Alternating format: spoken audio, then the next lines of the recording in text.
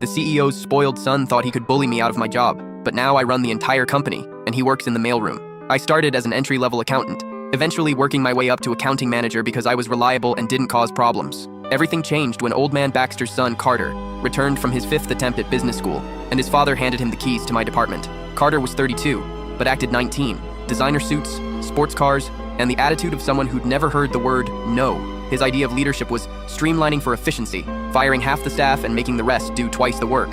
When I tried explaining why his ideas wouldn't work, he'd cut me off with buzzwords about thinking outside the box. The breaking point came when I caught him double-counting revenue in quarterly reports, making our worst quarter look like our best. I corrected the figures and sent them to him, thinking he'd be grateful.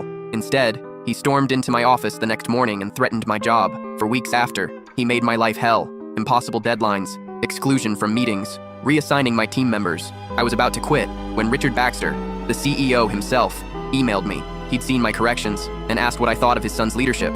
I told him everything. Instead of firing me, he assigned me a special project evaluating our financial processes across all divisions. For 6 months, I traveled, gathered data, and built a comprehensive picture of the company. What I didn't know was that Richard had cancer and was putting his affairs in order. At a board meeting where I presented my findings, Richard announced he was stepping down and recommending me as the new CEO. Carter exploded, calling it his birthright, but the board voted unanimously for me. Richard later told me his son needed to learn there's more to running a company than being born a Baxter. I offered Carter a regional manager position, but he refused to work for a former employee. The only other opening was in the mailroom. Surprisingly, he took it. 2 years later, Carter's worked his way up to sales and is doing well. Turns out, when he has to earn something, he's not completely useless. Old Man Baxter still calls monthly. He says making me CEO was his best decision, but I think his second best was making his son start in the mailroom.